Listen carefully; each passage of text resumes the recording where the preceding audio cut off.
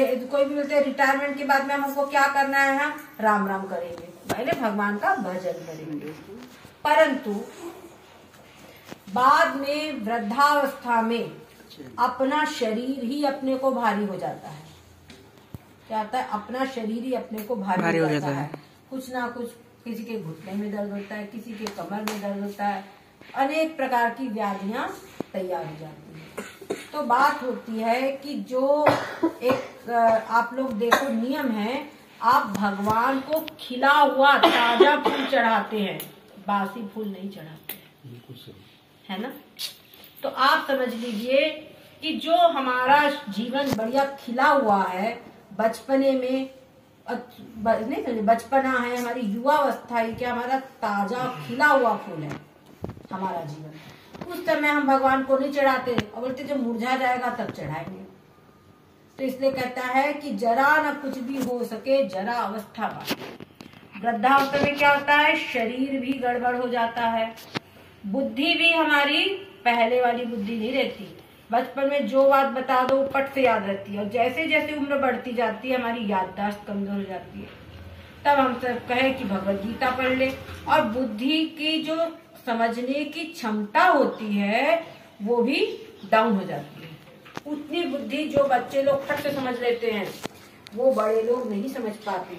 याद करने की क्षमता, कंठस्थ करने की क्षमता, सब कुछ जो होती है उसका हाथ हो जाता है ना। है कि जब वृद्धावस्था होती है, जैसे छोटी है ये माही, जब पहली बार क्लास में पढ़ी तो इसको शौक बहुत था, और अब की फटाफट उत्तर देती थी, बढ़िया फटाफट उत्तर देती थी, बहुत अच्छा लगता था हमको इतनी छोटी बच्ची होकर के। बड़े लोग रह जाते थे ये उत्तर देती, है ना। तो क्या है कि बच्चों की जो बुद्धि रहती है, तीव्र बुद्धि, अच्छा ये बचपना जो होता है इसमें हम जो संस्कार अर्जित कर ले वही संस्कार हमारे आगे तक चलते हैं। बाल्यावस्था में, युवावस्था में जो संस्कार हम अपने बना लेंगे, जो आदत हम अपनी बना लेंगे, वही आदत के अनुसार हमेशा शरीर चलता रहेगा। जैसे सवेरे उठने की, सवेरे की जल्दी आदत बनी हुई है बचपन से ही, तो वो फिर अवस्था फिर वृद्ध हो जाएंगे तब भी वो और बढ़ेंगे। तब आप बोलो पापा जी को, बोलो पापा जी जल्दी मत उठो, नहीं वो नहीं समझेगा, वो उठेंगे, उनके ऑटोमेटिक मशीनरी वैसे बन गई है, ठीक है ना। तो वैसे हमारी भी बेटा मशीनरी बन जाएगी तो हम उठेंगे। और ये सिर्फ शरीर की नहीं, हमारी आदत मानसिक भी जो होती है वो भी ऐसी होती है। अगर हमने नियम बना लिया कि हमको इतने बजे से लेकर इतने बजे तक भगवत चिंतन करना है, भगवान का नाम लेना है, भगवान का कीर्तन करना है, या भगवत गीता आदि कोई ग्रंथ हमको स्वाध्याय करना है, ये हमने नियम बना लिया, तो उसके अनुसार हमारा मन भी बन जाता है। देखो हमारी जो खाने की आदत रहती है, जितने बजे खाने की आदत रहती है उतने बजे भूख लग जाती है ना। वैसे ही हमारा जो आदत हमने स्वाध्याय की, जप की, कीर्तन की बना लिया है, वो भी हमारी आदत उसी प्रकार बन जाती है। और जब हम जहाँ उतना बजा, अगर उतने बजे हम नहीं भी बैठे, हमारा अनुभव है, हमने जब का नियम बनाया था शाम को 5 बजे, तो शाम को 5 बजे अगर हम किसी का बाजार से मार्केट में घूम रहे, सब्जी लाने के लिए गए, तो वहां हमारा जब शुरू हो जाता है। काम मोक्षार्थेषु चतुर्वेद पुरुषार्थेषु मोक्ष एवं परम पुरुषार्थ है। धर्म, अर्थ, काम और मोक्ष मनुष्य जीवन के 4 पुरुषार्थ बताए गए हैं, और मोक्ष इनमें से परम पुरुषार्थ का फल है। मोक्ष सबसे बड़ा पुरुषार्थ है, सबसे परम पुरुषार्थ है, और इसके लिए परम पुरुषार्थ यानी मेहनत, परिश्रम भी करना पड़ेगा तब ये प्राप्त होगा। क्यों? क्योंकि देखो एक होता है शरीर से कोई कार्य करना, जैसे मेहनत करना, वो मजदूरी तो इतना उठाकर यहाँ रखना सामान, ये एक शारीरिक परिश्रम है। पर एक मानसिक परिश्रम होता है, मानसिक परिश्रम जैसे गणित करना है लोगों के मानसिक परिश्रम में हो गया आज। तो उसी प्रकार से अपने चित्त की वृत्तियों को सही जगह लगाना ये मानसिक परिश्रम है।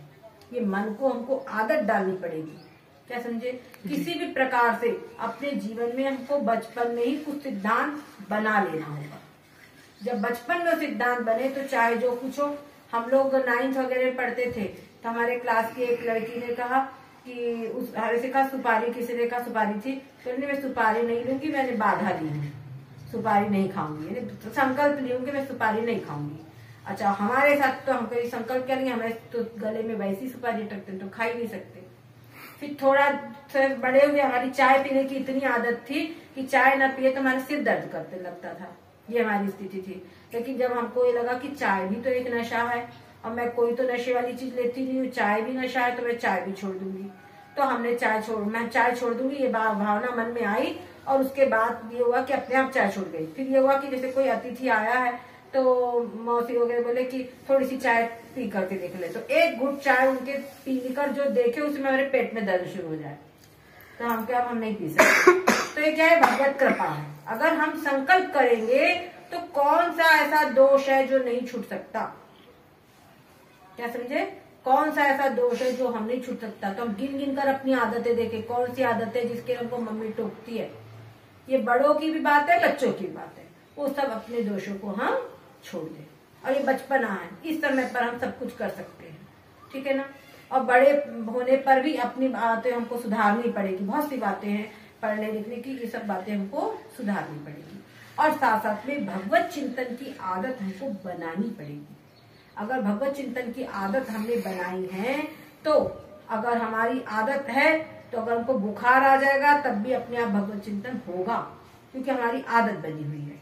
और यदि आदत नहीं बनी तो नहीं होगा, चाहकर भी नहीं होगा। सबको समझता है कि भगवत चिंतन करना चाहिए, परंतु आदत नहीं है तो भगवत चिंतन नहीं हो पाएगा। कीर्तन करने में आप देखो कहीं पर भी कीर्तन होता है, कई लोगों को शर्म आती है कीर्तन करने में, क्योंकि आदत नहीं है। तो हमको अपनी आदत बनानी है भगवत चिंतन करने की, ठीक है।